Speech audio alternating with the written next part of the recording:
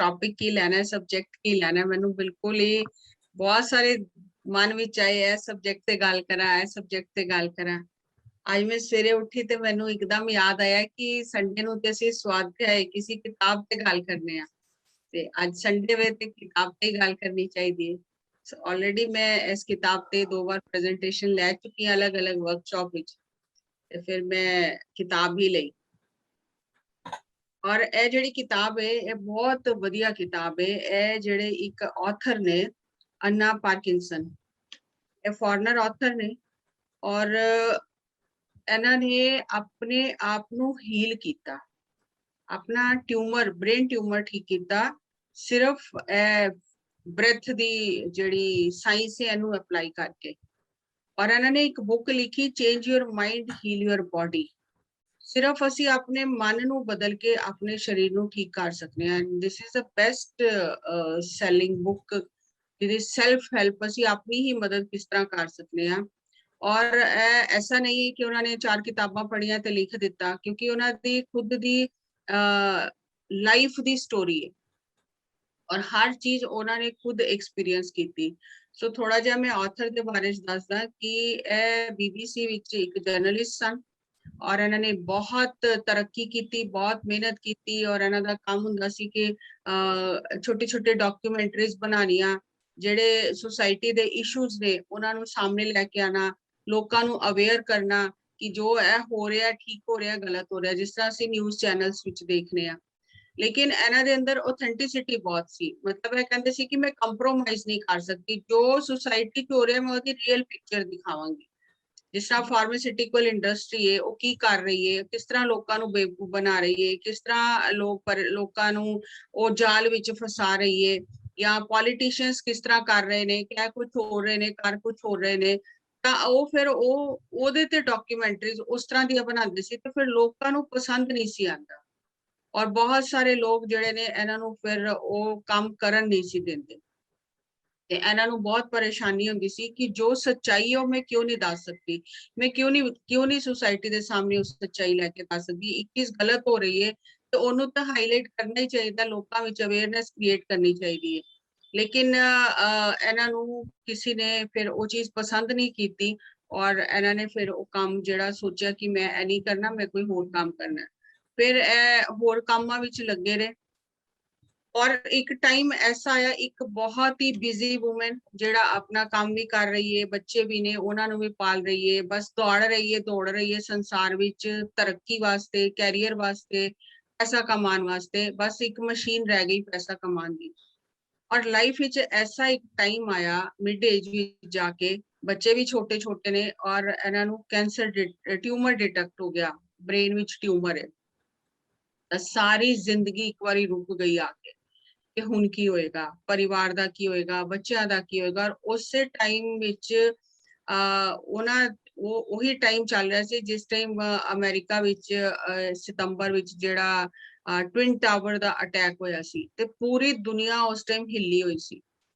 ਤੇ ਇਹ ਜਿਸ ਟਾਈਮ ਵੀ ਕਿਧਰੇ ਜਾਣਾ ਤੇ ਉਹੀ ਨਿਊਜ਼ ਚਲਦੀਆਂ ਰਹਿਣੀਆਂ ਕਿ ਇਹ ਹੋ ਗਿਆ, ਇਹ ਗਲਤ ਹੋ ਗਿਆ, ਇਹ ਮਰ ਗਿਆ, ਇੰਨੇ ਬੰਦੇ ਮਾਰ ਗਏ, ਇਹ ਹੋ ਗਿਆ, ਉਹ ਹੋ ਗਿਆ, ਸਾਰਾ ਦਿਨ ਉਹੀ ਨਿਊਜ਼ ਚਲਦੀਆਂ ਰਹਿਣੀਆਂ। ਜਿੱਥੇ ਵੀ ਜਾਣਾ, ਕਿਸੇ ਆਫਿਸ ਵਿੱਚ ਜਾਣਾ, ਕਿਸੇ ਨੂੰ ਮਿਲਣ ਜਾਣਾ, ਮਾਰਕੀਟ ਜਾਣਾ, ਮਾਲ ਜਾਣਾ, ਹਰ ਜਗ੍ਹਾ ਤੇ ਉਹੀ ਨਿਊਜ਼ ਚਲਦੀਆਂ ਰਹਿੰਦੀਆਂ ਸੀ।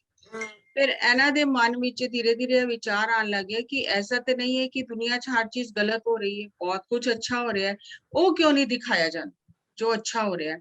ਬਾਰ-ਬਾਰ ਇਹ ਪ੍ਰੋਗਰਾਮਿੰਗ ਕੀਤੀ ਜਾਂਦੀ ਹੈ ਕਿ ਦੁਨੀਆ ਖਰਾਬ ਹੈ, ਗਲਤ ਹੋ ਰਿਹਾ, ਗਲਤ ਹੋ ਰਿਹਾ, ਗਲਤ ਹੋ ਰਿਹਾ, ਲੇਕਿਨ ਐਸੇ ਦੁਨੀਆ ਵਿੱਚ ਅੱਛਾ ਵੀ ਬਹੁਤ ਕੁਝ ਹੋ ਰਿਹਾ ਹੈ ਜਿਹਨੂੰ ਕੋਈ ਸਾਹਮਣੇ ਲੈ ਕੇ ਆਂਦਾ ਹੀ ਨਹੀਂ। ਔਰ ਹੌਲੀ ਹੌਲੀ ਸਾਡੀ ਆਦਤ ਹੀ ਬਣ ਜਾਂਦੀ ਕਿ ਅਸੀਂ ਹਰ ਚੀਜ਼ ਵਿੱਚ ਬੁਰਾਈਆਂ ਹੀ ਦੇਖਦੇ ਰਹਿੰਦੇ ਹਾਂ, ਬੁਰਾਈਆਂ ਹੀ ਢੂੰਡਦੇ ਰਹਿੰਦੇ ਹਾਂ। ਔਰ ਉਹ ਜਿਹੜੇ ਸਾਡਾ ਥਾਟ ਪ੍ਰੋਸੈਸ ਚੇਂਜ ਹੋ ਜਾਂਦਾ ਹੈ, ਜਿਹੜੇ ਸਾਡੇ ਵਿਚਾਰ ਹਰ ਵਕਤ ਬੁਰਾ ਦੇਖਣਾ, ਬੁਰਾ ਸੁਣਨਾ, ਬੁਰਾ ਸੋਚਣਾ, ਕਿਉਂਕਿ ਸਾਨੂੰ ਜਿੰਨਾ ਵੀ ਸਾਡਾ ਡਿਜੀਟਲ ਮੀਡੀਆ ਹੈ ਇਹ ਸਾਡੀ ਪ੍ਰੋਗਰਾਮਿੰਗ ਕਰ ਰਿਹਾ, ਸਬਕੌਂਸ਼ੀਅਸ ਪ੍ਰੋਗਰਾਮਿੰਗ ਕਰ ਰਿਹਾ ਔਰ ਸਾਨੂੰ ਪਤਾ ਵੀ ਨਹੀਂ ਕਿ ਸਾਨੂੰ ਕੀ ਪੋਇਜ਼ਨ ਦਿੱਤਾ ਜਾ ਰਿਹਾ ਹੈ ਔਰ ਅਸੀਂ ਉਹਦੇ ਵਿੱਚ ਇੰਨਾ ਡੁੱਬ ਜਾਂਦੇ ਹਾਂ ਕਿ ਅਸੀਂ ਆਪਣੀ ਜ਼ਿੰਦਗੀ ਖਰਾਬ ਕਰ ਰਹੇ ਹਾਂ ਔਰ ਜਦਕਿ ਕੰਮ ਸਾਡੇ ਕੁਝ ਵੀ ਨਹੀਂ ਆਣਾ। ਇਹਨਾਂ ਨੂੰ ਲੱਗਾ ਹੁਣ ਮੈਂ ਇੰਨੀ ਤਕਲੀਫ ਵਿੱਚ ਆ, ਮੈਂ ਜਿਸ ਅਵਸਥਾ ਵਿੱਚ ਆ ਮੇਰੀ ਮਦਦ ਤੇ ਕੋਈ ਕਰ ਹੀ ਨਹੀਂ ਸਕਦਾ ਤੇ ਮੈਂ ਕੀ ਕਰਨਾ। ਤੇ ਇਹਨਾਂ ਨੇ ਫਿਰ ਜਿੱਥੇ ਆਪਣਾ ਟ੍ਰੀਟਮੈਂਟ ਕਰਾਉਣਾ ਸ਼ੁਰੂ ਕੀਤਾ और फिर नाल ही नाल इन्हां दे अंदर बदलाव आन लग गया। एक दिन ਇਹ सो रहे सी राती और इन्हां नूं लगा कि मेरे ਜਿਹੜੇ ਇਹਨਾਂ ਦੇ ਫਾਦਰ ਬੋਡੀ ਵੈਕੇਟ ਕਰ ਚੁੱਕੇ ਸੀ ਉਹ ਦਿਖਾਈ ਦਿੱਤੇ ਔਰ ਉਹ ਕਿਸ ਤਰ੍ਹਾਂ ਆਕਾਸ਼ ਮਾਰਗ ਤੋਂ ਆਂਦੇ ਆਂਦੇ ਔਰ ਪ੍ਰਕਾਸ਼ ਦੀਆਂ ਕਿਰਨਾਂ ਆਈਆਂ ਔਰ ਉਹ ਪ੍ਰਕਾਸ਼ ਦੀਆਂ ਕਿਰਨਾਂ ਇਹਨਾਂ ਦੇ ਅੰਦਰ ਗਈਆਂ ਔਰ ਉਹਨਾਂ ਨੇ ਇਹਨਾਂ ਨੂੰ ਕਿਹਾ ਕਿ ਜੋ ਤੂੰ ਸੋਚ ਰਹੀ ਹੈ, ਜੋ ਤੇਰੇ ਅੰਦਰ ਥਾਟ ਪ੍ਰੋਸੈਸ ਨਵਾਂ ਜਨਰੇਟ ਹੋ ਰਿਹਾ ਹੈ, ਉਹ ਬਿਲਕੁਲ ਸਹੀ ਹੈ, ਉਹਦੇ ਉੱਪਰ ਹੀ ਚੱਲ। ਤੇ ਉਹ ਜਿਹੜੀ ਇੱਕ ਲਾਈਟ ਸੀ, ਇੱਕ ਜਿਹੜਾ ਉਹ ਪਿਆਰ ਸੀ ਜਿਹੜਾ ਇਸ ਦੁਨੀਆ ਤੇ ਅਸੀਂ ਨਹੀਂ ਢੂੰਡ ਸਕਦੇ, ਉਹਨੇ ਇਸ ਇੱਕ ਤਰ੍ਹਾਂ ਦਾ ਇਹਨਾਂ ਨੂੰ ਚਾਰੋਂ ਪਾਸੋਂ ਲਪੇਟ ਲਿਆ ਔਰ ਪੂਰੀ ਰਾਤ ਇਹਨਾਂ ਦੀ ਬਹੁਤ ਹੀ ਵਧੀਆ ਰਹੀ, ਅਵੇਅਰਨੈਸ ਵਿੱਚ ਰਹੀ ਔਰ ਆਟੋਮੈਟਿਕਲੀ ਮੈਡੀਟੇਟਿਵ ਸਟੇਟ ਵਿੱਚ ਚਲੇ ਗਏ।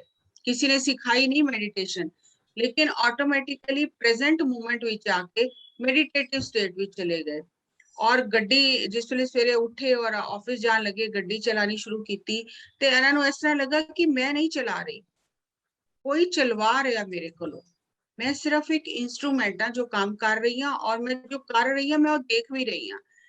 ਤੇ ਇਹਨਾਂ ਨੂੰ ਬੜੀ ਹੈਰਾਨੀ ਹੋਈ ਕਿ ਇਹ ਇੱਕ ਨਵੇਂ ਲੈਵਲ ਦੀ ਅਵੇਅਰਨੈਸ ਹੈ ਜਿਹਨੂੰ ਮੈਂ ਕਦੀ ਅੱਜ ਤੱਕ ਮਹਿਸੂਸ ਹੀ ਨਹੀਂ ਕੀਤਾ। ਤਾਂ ਧੀਰੇ ਧੀਰੇ ਉਹ ਜਿਹੜਾ ਇੱਕ ਇਨਸਾਈਟਸ ਆਣੀਆਂ ਸ਼ੁਰੂ ਹੋਈਆਂ, ਉਹ ਜਿਹੜਾ ਅੰਦਰ ਇਹਦੇ ਨਾਲ ਇਸ ਜੋ ਇਹਨਾਂ ਨੇ ਸੁਪਨਾ ਦੇਖਿਆ ਉਹਦੇ ਨਾਲ ਜੋ ਇਹਨਾਂ ਦੇ ਅੰਦਰ ਬਦਲਾਵ ਹੋਇਆ ਤੇ ਇਹ ਉਹ ਅਵੇਅਰਨੈਸ ਹੌਲੀ ਹੌਲੀ ਹਰ ਦਿਨ ਦੇ ਕੰਮ ਵਿੱਚ ਵੱਧਦੀ ਗਈ। ਮਤਲਬ ਕੰਮ ਹੋ ਰਿਹਾ ਲੇਕਿਨ ਨਾਲ ਨਾਲ ਇੱਕ ਉਹਦੇ ਨਾਲ ਇੱਕ ਡਿਟੈਚਮੈਂਟ ਬਣੀ ਹੋਈ ਹੈ ਕਿ ਕੰਮ ਕੋਈ ਕਰ ਰਿਹਾ, ਮੈਂ ਇੱਕ ਸਿਰਫ ਮਾਧਿਅਮ ਆ ਔਰ ਮੈਂ ਨਾਲ ਹੀ ਨਾਲ ਉਸ ਕੰਮ ਨੂੰ ਪੂਰੀ ਤਰ੍ਹਾਂ ਇੰਜੋਏ ਕਰ ਰਹੀ ਹਾਂ। ਤੇ ਇਹਨਾਂ ਨੂੰ ਲੱਗਾ ਇਹ ਤੇ ਕਦੀ ਜ਼ਿੰਦਗੀ 'ਚ ਪਹਿਲੇ ਹੋਇਆ ਹੀ ਨਹੀਂ, ਪਹਿਲੇ ਤੇ ਆਹੀ ਲੱਗਦਾ ਸੀ ਮੈਂ ਹੀ ਕਰ ਰਹੀ ਹਾਂ, ਮੈਂ ਨਹੀਂ ਕਰਾਂਗੀ ਤੇ ਕੌਣ ਕਰੇਗਾ। ਇੱਕ ਜਿਸ ਤਰ੍ਹਾਂ ਨਵਨੀਤ ਮੈਡਮ ਨੇ ਕਿਹਾ, ਇੱਕ ਸੈਂਸ ਆਫ ਰਿਸਪੌਂਸਿਬਿਲਿਟੀ ਸਾਨੂੰ ਇੰਨੀ ਜ਼ਿਆਦਾ ਹੋ ਜਾਂਦੀ ਕਿ ਅਸੀਂ ਉਸ ਕੰਮ ਨੂੰ ਇੰਜੋਏ ਨਹੀਂ ਕਰ ਪਾਉਂਦੇ। ਉਹ ਕੰਮ ਅਸੀਂ ਕਰ ਰਹੇ ਹਾਂ ਲੇਕਿਨ ਅਸੀਂ ਉਹਨੂੰ ਇੰਜੋਏ ਨਹੀਂ ਕਰ ਰਹੇ, ਅਸੀਂ ਰਿਸਪੌਂਸਿਬਿਲਿਟੀ ਇੰਨੀ ਜ਼ਿਆਦਾ ਸਮਝ ਲਈ ਕਿ ਮੈਂ ਹੀ ਕਰ ਰਿਹਾ, ਮੈਂ ਨਹੀਂ ਕਰਾਂਗਾ ਤੇ ਕਿਸ ਤਰ੍ਹਾਂ ਹੋਏਗਾ। ਤਾਂ ਇਹਨਾਂ ਨੇ ਆਪਣੀ ਲਾਈਫ ਦੀਆਂ ਵੈਲਿਊਜ਼ ਉੱਪਰ ਦੁਬਾਰਾ ਕੰਮ ਕਰਨਾ ਸ਼ੁਰੂ ਕੀਤਾ ਕਿ ਮੈਂ ਨਹੀਂ ਬੱਚਿਆਂ ਨੂੰ ਪਾਲ ਰਹੀ, ਕੁਦਰਤ ਪਾਲ ਰਹੀ ਹੈ, ਮੈਂ ਸਿਰਫ ਇੱਕ ਫੈਸਿਲਿਟੇਟਰ ਹਾਂ। ਔਰ ਫਿਰ ਇਹਨਾਂ ਨੇ ਸਾਰਾ ਰੀਵਰਕ ਕੀਤਾ ਕਿ ਮੈਂ ਆਪਣੀ ਫੈਮਿਲੀ ਨੂੰ ਅੱਜ ਤੱਕ ਟਾਈਮ ਨਹੀਂ ਦਿੱਤਾ, ਮੈਂ ਆਪਣੇ ਬੱਚਿਆਂ ਨੂੰ ਅੱਜ ਤੱਕ ਟਾਈਮ ਨਹੀਂ ਦਿੱਤਾ, ਮੈਂ ਕਦੀ ਆਪਣੇ ਬੱਚਿਆਂ ਨੂੰ ਕੁਝ ਆਪਣੇ ਹੱਥ ਨਾਲ ਬਣਾ ਕੇ ਖਿਲਾਇਆ ਨਹੀਂ, ਮੈਂ ਕਦੀ ਆਪਣੇ ਹਸਬੰਡ ਨਾਲ ਖੁਸ਼ੀ ਨਾਲ ਟਾਈਮ ਸਪੈਂਡ ਨਹੀਂ ਕੀਤਾ। ਮੈਨੂੰ ਅਗਰ ਕਿਸੇ ਨੇ ਕਿਹਾ ਕਿ ਛੁੱਟੀਆਂ ਮਨਾਉਣ ਜਾਣਾ 4-5 ਦਿਨ ਤੇ ਸਭ ਤੋਂ ਪਹਿਲੇ ਮੈਂ ਹੀ ਕਹਿੰਦੀ ਰਹੀ ਕਿ ਇਹ ਨਹੀਂ ਹੋ ਸਕਦਾ, ਮੈਨੂੰ ਛੁੱਟੀ ਨਹੀਂ ਮਿਲੇਗੀ, ਮੈਂ ਨਹੀਂ ਜਾ ਸਕਦੀ, ਤੁਸੀਂ ਜਾਣਾ ਚਲੇ ਜਾਓ।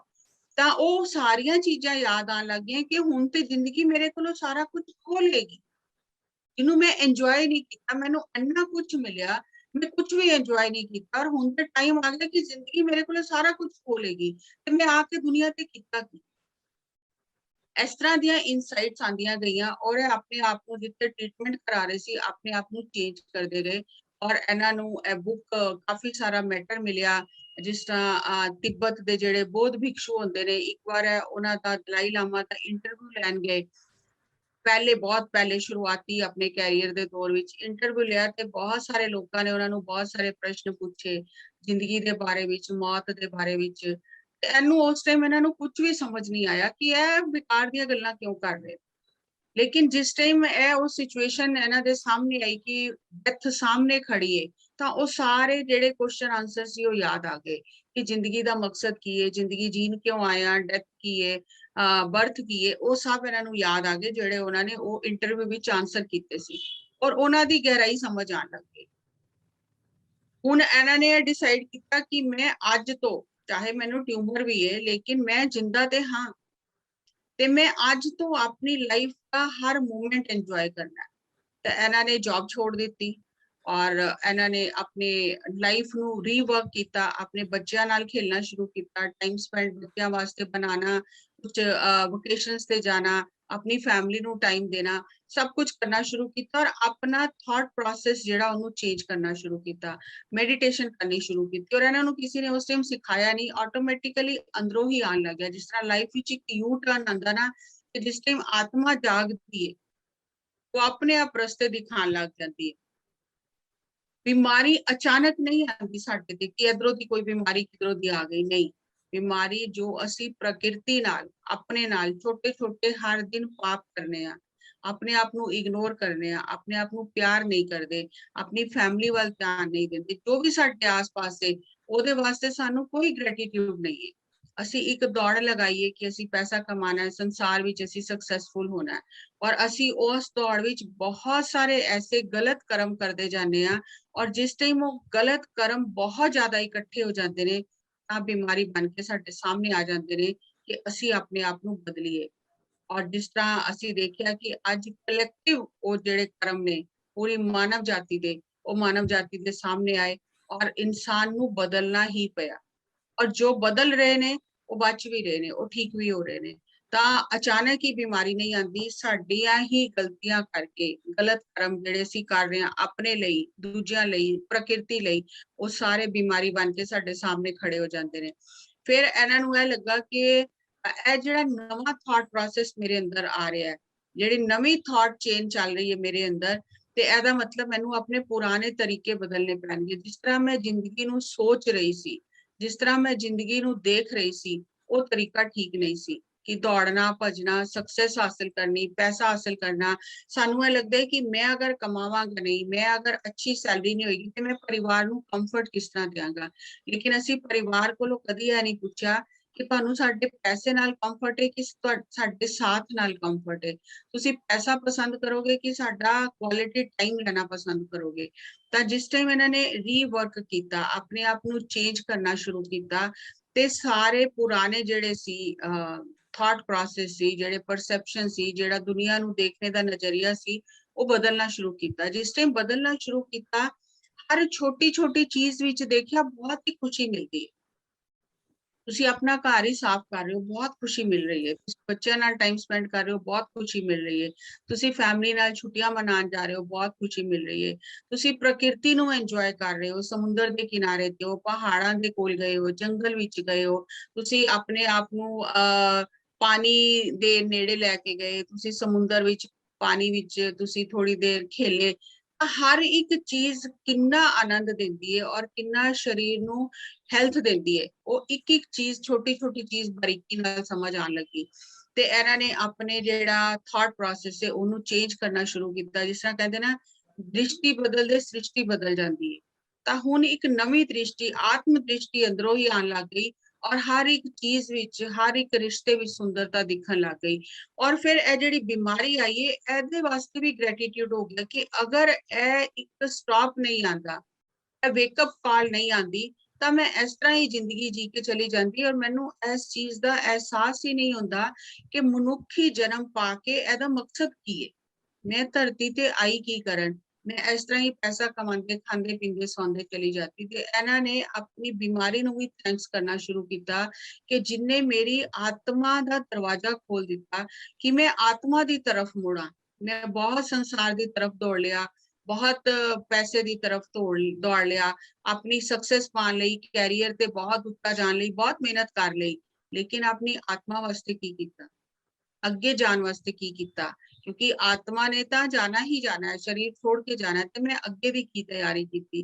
ਤੇ ਇਹਨਾਂ ਨੇ ਆਪਣੀ ਬਿਮਾਰੀ ਨੂੰ ਵੀ ਥੈਂਕਸ ਕਰਨਾ ਸ਼ੁਰੂ ਕਰਤਾ ਕਿ ਬਿਮਾਰੀ ਕਾਰਨ ਹੀ ਮੇਰੇ ਅੰਦਰ ਆਤਮ ਜਾਗ੍ਰਿਤੀ ਪੈਦਾ ਹੋਈ। ਇਹਨਾਂ ਨੇ ਆਪਣੀ ਪੂਰੀ ਰੀਪ੍ਰੋਗਰਾਮਿੰਗ ਕਰਨੀ ਸ਼ੁਰੂ ਕਰ ਦਿੱਤੀ ਕਿ ਇਹ ਬਿਮਾਰੀ ਇੱਕ ਵੇਕਅਪ ਕਾਲ ਦੀ ਤਰ੍ਹਾਂ ਮੇਰੀ ਲਾਈਫ ਵਿੱਚ ਆਈ ਹੈ ਕਿ ਮੈਂ ਹੁਣ ਜਾਗ ਜਾਵਾਂ। ਔਰ ਇਹ ਜਾਗਣਾ ਐਸਾ ਨਹੀਂ ਹੈ ਕਿ ਅਸੀਂ ਨੀਂਦ ਤੋਂ ਜਾਗ ਰਹੇ ਹਾਂ, ਸੁਪਨੇ ਤੋਂ ਜਾਗ ਰਹੇ ਹਾਂ। ਇਹ ਜਾਗਣਾ ਐਸਾ ਹੈ ਕਿ ਸਾਡੀ ਆਤਮਾ ਜਾਗ ਗਈ ਔਰ ਅਸੀਂ ਸਾਰੇ ਇਸ ਤਰ੍ਹਾਂ ਜੀਵਨ ਜੀ ਰਹੇ ਹਾਂ ਜਿਸ ਤਰ੍ਹਾਂ ਸਲੀਪ ਵਾਕਰਸ ਹੁੰਦੇ ਨੇ। ਸਾਨੂੰ ਲੱਗ ਰਿਹਾ ਅਸੀਂ ਜਾਗ ਰਹੇ ਹਾਂ, ਪਰ ਸਾਡੀ ਆਤਮਾ ਸੁੱਤੀ ਹੋਈ ਹੈ। ਇਸ ਵਾਸਤੇ ਅਸੀਂ ਸੁੱਤੇ ਹੀ ਹੋਏ ਆ। ਔਰ ਕਦੀ ਕਈ ਜਨਮਾਂ ਤੋਂ ਬਾਅਦ ਕੋਈ ਐਸਾ ਧੱਕਾ ਲੱਗਦਾ ਹੈ, ਕੋਈ ਐਸਾ ਝਟਕਾ ਲੱਗਦਾ ਜਦੋਂ ਸਾਡੀ ਆਤਮਾ ਜਾਗਦੀ, ਫਿਰ ਸਾਡੇ ਪੁਰਾਣੇ ਜਿਹੜੀਆਂ ਆਦਤਾਂ ਨੇ, ਜਿਹੜੇ ਪੁਰਾਣੇ ਸੋਚ ਹੈ, ਜਿਹੜੇ ਪੁਰਾਣੇ ਰਸਤੇ ਨੇ, ਉਹ ਬਿਲਕੁਲ ਬਦਲ ਜਾਂਦੇ ਨੇ, ਉਹ ਨਵੇਂ ਹੋਣ ਲੱਗ ਜਾਂਦੇ ਨੇ। ਜਿਸ ਤਰ੍ਹਾਂ ਹੁਣ ਤੁਸੀਂ ਧਿਆਨ ਵਿੱਚ ਆਏ, ਤੁਹਾਡੀ ਸੋਚ ਬਦਲ ਰਹੀ ਹੈ, ਤੁਹਾਡਾ ਦੇਖਣੇ ਦਾ ਚੀਜ਼ਾਂ ਨੂੰ ਤਰੀਕਾ ਬਦਲ ਰਿਹਾ। ਉਹੀ ਸਾਰੀਆਂ ਚੀਜ਼ਾਂ ਤੁਹਾਡੇ ਆਸ-ਪਾਸ ਨੇ ਔਰ ਉਹੀ ਸਾਰੀਆਂ ਚੀਜ਼ਾਂ ਵਿੱਚ ਤੁਹਾਨੂੰ ਹੁਣ ਬਿਊਟੀ, ਸੁੰਦਰਤਾ ਨਜ਼ਰ ਆ ਰਹੀ ਹੈ। ਤੁਸੀਂ ਉਹਨਾਂ ਤੋਂ ਸਿੱਖ ਰਹੇ ਹੋ, ਹਰ ਇੱਕ ਦਿਨ ਸਿੱਖ ਰਹੇ ਹੋ। ਤਾਂ ਜਿਉਂ-ਜਿਉਂ ਅਸੀਂ ਧਿਆਨ ਵਿੱਚ ਆਉਂਦੇ ਹਾਂ, ਅਸੀਂ ਆਪਣੇ ਪੁਰਾਣੇ ਸੋਚ, ਪੁਰਾਣੇ ਰਸਤੇ ਬਦਲ ਕੇ ਨਵੇਂ ਰਸਤੇ ਤੇ ਚੱਲਣਾ ਸ਼ੁਰੂ ਕਰਨੇ ਆ। ਆਪਣੀ ਆਤਮਾ ਦੀ ਆਵਾਜ਼ ਸੁਣਨੇ ਆ, ਆਪਣੀ ਇਨਸਾਈਟਸ ਜੋ ਸਾਡੇ ਅੰਦਰ ਆਉਂਦੀਆਂ ਨੇ, ਉਹਨਾਂ ਵੱਲ ਧਿਆਨ ਦਿੰਦੇ ਆ, ਕਿਉਂਕਿ ਆਤਮਾ ਤੇ ਹਮੇਸ਼ਾ ਅੰਦਰੋਂ ਬੋਲ ਹੀ ਰਹੀ ਹੈ, ਉਹ ਤੇ ਰਸਤਾ ਦੱਸ ਹੀ ਰਹੀ ਹੈ, ਲੇਕਿਨ ਮਨ ਨੇ ਇੰਨਾ ਸ਼ੋਰ ਮਚਾਇਆ ਹੈ ਕਿ ਉਹ ਸਾਨੂੰ ਆਵਾਜ਼ ਨਹੀਂ ਸੁਣਾਈ ਦਿੰਦੀ। ਜੋ ਅਸੀਂ ਧਿਆਨ ਕਰਨੇ ਆ, ਆਪਣੇ ਮਨ ਨੂੰ ਸ਼ਾਂਤ ਕਰਨੇ ਆ, ਤੇ ਉੱਥੋਂ ਸਾਨੂੰ ਅੰਦਰ ਦੀ ਆਵਾਜ਼ ਸੁਣਾਈ ਦੇਣ ਲੱਗ ਜਾਂਦੀ ਹੈ। ਔਰ ਇਹਨਾਂ ਨੂੰ ਵੀ ਇਹ ਲੱਗਾ ਕਿ ਇਹ ਆਤਮਾ ਦੀ ਆਵਾਜ਼ ਕੋਈ ਨਵੀਂ ਨਹੀਂ ਆਈ ਮੇਰੇ ਅੰਦਰੋਂ, ਇਹ ਤਾਂ ਆਤਮਾ ਆਵਾਜ਼ ਦੇ ਹੀ ਰਹੀ ਸੀ ਬਾਰ-ਬਾਰ, ਲੇਕਿਨ ਮੈਂ ਇੰਨਾ ਉਲਝੀ ਹੋਈ ਸੀ ਬਾਹਰ ਦੀ ਦੁਨੀਆ ਵਿੱਚ, ਪੈਸੇ ਵਿੱਚ, ਨਾਮ ਵਿੱਚ, ਸ਼ੌਹਰਤ ਵਿੱਚ, ਮੈਂ ਆਵਾਜ਼ ਸੁਣਨ ਦੀ ਕਦੀ ਕੋਸ਼ਿਸ਼ ਹੀ ਨਹੀਂ ਕੀਤੀ। ਇਹ ਨਹੀਂ ਕਿ ਆਵਾਜ਼ ਨਵੀਂ ਅੱਜ ਪਹਿਲੀ ਵਾਰ ਆਈ ਹੈ, ਆ ਹੀ ਰਹੀ ਸੀ ਹਮੇਸ਼ਾ, ਆਤਮਾ ਰਸਤਾ ਦੱਸ ਹੀ ਰਹੀ ਸੀ, ਲੇਕਿਨ ਮੈਂ ਸੁਣਨ ਦੀ ਕੋਸ਼ਿਸ਼ ਨਹੀਂ ਕੀਤੀ। ਔਰ ਜਿਸ ਤਰ੍ਹਾਂ ਹੀ ਮੇਰਾ ਮਨ ਸ਼ਾਂਤ ਹੋਇਆ, ਬਿਮਾਰੀ ਨੇ ਮੇਰੇ ਅੰਦਰ ਇੱਕ ਠਹਿਰਾਵ ਲੈ ਕੇ ਆਂਦਾ, ਤਾਂ ਮੈਨੂੰ ਆਵਾਜ਼ ਸੁਣਾਈ ਦੇਣ ਲੱਗ ਗਈ। ਔਰ ਜੋ ਆਵਾਜ਼ ਸੁਣ ਕੇ ਉਹਦੇ ਤੇ ਚੱਲਣਾ ਸ਼ੁਰੂ ਕੀਤਾ, ਜ਼ਿੰਦਗੀ ਬਦਲਣ ਲੱਗ ਗਈ। ਹੁਣ ਇਹਨਾਂ ਦੇ ਜਿਸ ਤਰ੍ਹਾਂ ਕੀਮੋ ਵਗੈਰਾ ਚੱਲਦੀ ਸੀ, ਟੈਸਟ ਹੁੰਦੇ ਸੀ, ਰੇਡੀਏਸ਼ਨ ਹੁੰਦੀ ਸੀ, ਤੇ ਇਹ ਜਿਸ ਟਾਈਮ ਇਹਨਾਂ ਦਾ ਸਾਰਾ ਪ੍ਰੋਸੈਸ ਚੱਲਦਾ ਸੀ, ਹਰ ਚੀਜ਼ ਨੂੰ ਥੈਂਕ ਯੂ ਕਰਦੇ ਸੀ ਉੱਥੇ ਬੈਠ ਕੇ, ਹਰ ਚੀਜ਼ ਨੂੰ ਥੈਂਕ ਯੂ ਕਰਨਾ ਕਿ ਸ਼ੁਕਰ ਹੈ ਪਰਮਾਤਮਾ ਦਾ, ਇਹ ਸਾਰੀਆਂ ਚੀਜ਼ਾਂ ਬਣੀਆਂ ਨੇ ਜਿਨ੍ਹਾਂ ਨਾਲ ਮੇਰੀ ਹੈਲਪ ਹੋ ਰਹੀ ਹੈ। ਤਾਂ ਉਹ ਜਿਹੜੀਆਂ ਚੀਜ਼ਾਂ ਸਾਨੂੰ ਦੁੱਖ ਦਿੰਦੀਆਂ ਨੇ, ਬੁਰੀਆਂ ਲੱਗਦੀਆਂ ਨੇ ਕਿ ਅਸੀਂ ਫਸ ਗਏ ਹਾਂ, ਅਸੀਂ ਮੁਸੀਬਤ ਵਿੱਚ ਫਸ ਗਏ ਹਾਂ, ਸਾਨੂੰ ਦਵਾਈਆਂ ਖਾਣੀਆਂ ਪੈ ਰਹੀਆਂ ਨੇ, ਉਹ ਸਾਰਾ ਥਾਟ ਪ੍ਰੋਸੈਸ ਚੇਂਜ ਹੋ ਗਿਆ। ਔਰ ਹਰ ਇੱਕ ਚੀਜ਼ ਵਾਸਤੇ ਗ੍ਰੈਟੀਟਿਊਡ ਹੋ ਗਿਆ ਕਿ ਹਰ ਇੱਕ ਦਿਨ ਮੈਨੂੰ ਇੱਕ ਨਵਾਂ ਜੀਵਨ ਮਿਲ ਰਿਹਾ ਹੈ, ਔਰ ਇਹ ਨਵੇਂ ਜੀਵਨ ਨੂੰ ਮੈਂ ਕਿਸ ਤਰ੍ਹਾਂ ਜੀਣਾ, ਜੋ ਮੇਰੀ ਆਤਮਾ ਨੂੰ ਅੱਛਾ ਲੱਗਦਾ ਹੈ, ਜਿਹਦੇ ਨਾਲ ਮੇਰੀ એનર્ਜੀ ਵਧਦੀ ਹੈ, ਜਿਹਦੇ ਨਾਲ ਮੇਰੀ ਸੋਚ ਬਦਲਦੀ ਹੈ, ਮੈਂ ਉਸ ਤਰੀਕੇ ਨਾਲ ਜੀਣਾ। ਫਿਰ ਇਹਨਾਂ ਨੂੰ ਹੌਲੀ ਹੌਲੀ ਬਹੁਤ ਸਾਰੇ ਐਸੇ ਥੈਰੇਪਿਸਟ ਮਿਲੇ ਜਿਹੜੇ એનર્ਜੀ ਵਰਕ ਕਰਦੇ ਸੀ, ਤੇ ਉਹਦੇ ਨਾਲ ਇਹਨਾਂ ਨੇ ਬਹੁਤ ਸਾਰਾ ਕੰਮ ਕੀਤਾ। ਔਰ ਇਹਨਾਂ ਨੂੰ ਇਹ ਚੀਜ਼ ਪਤਾ ਚੱਲੀ ਕਿ ਅਗਰ ਮੰਨ ਲਓ ਮੈਂ ਘਰ ਬਣਾਉਣਾ ਔਰ ਮੈਂ ਘਟੀਆ ਜਿਹਾ ਮਟੀਰੀਅਲ ਇਕੱਠਾ ਕਰ ਲਵਾਂ, ਔਰ ਮੇਰੇ ਕੋਲ ਘਰ ਦਾ ਕੋਈ ਨਕਸ਼ਾ ਹੀ ਨਹੀਂ ਹੈ ਕਿ ਮੈਨੂੰ ਘਰ ਕਿਸ ਤਰ੍ਹਾਂ ਦਾ ਚਾਹੀਦਾ, ਔਰ ਮੇਰਾ ਮਟੀਰੀਅਲ ਵੀ ਅੱਛਾ ਨਹੀਂ ਹੈ, ਹੁਣ ਉਸ ਮਟੀਰੀਅਲ ਨਾਲ ਬਿਨਾਂ ਕਿਸੇ ਨਕਸ਼ੇ ਤੋਂ ਜੇ ਮੈਂ ਘਰ ਬਣਾਵਾਂਗੀ, ਉਹ ਘਰ ਕਦੀ ਵੀ ਸਹੀ ਨਹੀਂ ਬਣੇਗਾ, ਹਮੇਸ਼ਾ ਉਹਦੇ ਚ ਕੁਛ ਨਾ ਕੁਛ ਗੜਬੜ ਰਹੇਗੀ, ਜਰਾ ਜਿਹਾ ਧੱਕਾ ਲੱਗੇਗਾ ਉਹ ਸਭ ਗਿਰ ਜਾਏਗਾ, ਔਰ ਬਾਰ-ਬਾਰ ਘਰ ਬਣਾਉਣਾ ਪਏਗਾ। ਤੇ ਕੀ ਕਰਨਾ ਚਾਹੀਦਾ? ਤਾਂ ਇਹਨਾਂ ਦੇ ਮਨ ਵਿੱਚ ਆਇਆ ਕਿ ਸਾਡਾ ਜਿਹੜਾ ਇਹ ਸਰੀਰ ਹੈ ਆਤਮਾ ਦਾ ਘਰ, ਔਰ ਅਗਰ ਅਸੀਂ ਇਹਨੂੰ ਬਣਾਉਣ ਲਈ ਅੱਛਾ ਮਟੀਰੀਅਲ ਯੂਜ਼ ਨਹੀਂ ਕਰ ਰਹੇ, ਸਾਡੇ ਕੋਲ ਕੋਈ ਮੈਪ ਨਹੀਂ ਹੈ ਕਿ ਸਾਨੂੰ ਘਰ ਕਿਸ ਤਰ੍ਹਾਂ ਦਾ ਚਾਹੀਦਾ, ਕੋਈ ਨਕਸ਼ਾ ਹੀ ਨਹੀਂ ਬਣਾਇਆ ਸਾਨੂੰ ਘਰ ਕਿਸ ਤਰ੍ਹਾਂ ਦਾ ਚਾਹੀਦਾ, ਇੱਕ ਇੱਟ ਇੱਧਰੋਂ ਲਗਾਤੀ, ਇੱਕ ਉਧਰੋਂ ਲਗਾਤੀ, ਇੱਕ ਇਧਰੋਂ ਸੁਣ ਲਿਆ, ਇੱਕ ਉਧਰੋਂ ਸੁਣ ਲਿਆ, ਤੇ ਸਾਡੇ ਕੋਲ ਤੇ ਆਪਣੇ ਲਾਈਫ ਦਾ ਕੋਈ ਨਕਸ਼ਾ ਹੀ ਨਹੀਂ ਹੈ ਕਿ ਅਸੀਂ ਆਪਣਾ ਘਰ ਹੈ ਕਿਸ ਤਰ੍ਹਾਂ ਦਾ ਬਣਾਉਣਾ ਚਾਹੁੰਦੇ ਹਾਂ।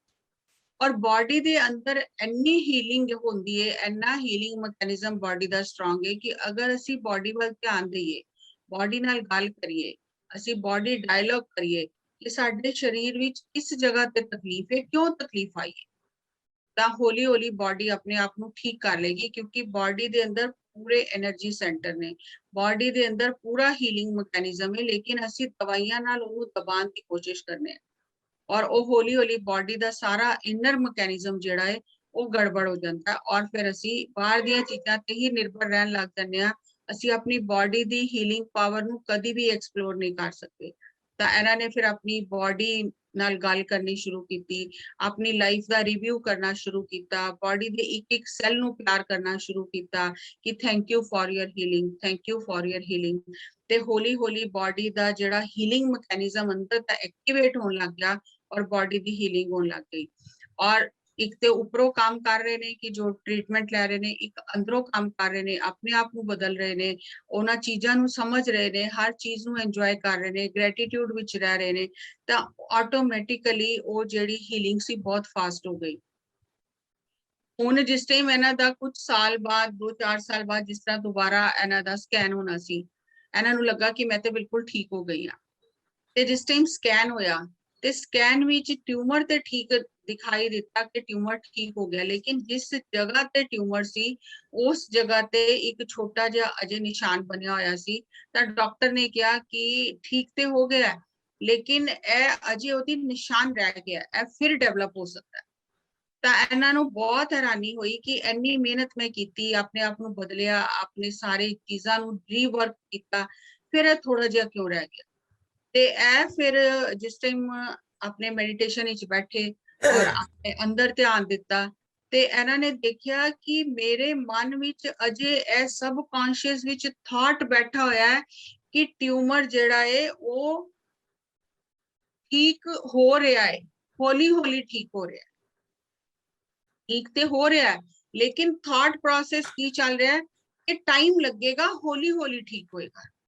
ਤੇ ਜਿਸ ਟਾਈਮ ਮੈਂ ਕਹਿ ਰਹੀ ਹਾਂ ਕਿ ਹੌਲੀ ਹੌਲੀ ਠੀਕ ਹੋਏਗਾ, ਤੇ ਉਹ ਹੌਲੀ ਹੌਲੀ ਠੀਕ ਹੋਣ ਦਾ ਜਿਹੜਾ ਮੈਂ ਬਾਰ-ਬਾਰ ਥਾਟ ਆਪਣੇ ਆਪ ਨੂੰ ਦੇ ਰਹੀ ਹਾਂ, ਉਹਦੇ ਕਰਕੇ ਠੀਕ ਤੇ ਹੋ ਗਿਆ, ਲੇਕਿਨ ਉਹਦੀ ਨਿਸ਼ਾਨੀ ਰਹਿ ਗਈ, ਕਿਉਂਕਿ ਮੈਂ ਹੀ ਕਹਿ ਰਹੀ ਹਾਂ ਕਿ ਹੌਲੀ ਹੌਲੀ ਠੀਕ ਹੋਏਗਾ, ਇੱਕਦਮ ਥੋੜੀ ਠੀਕ ਹੋ ਜਾਏਗਾ।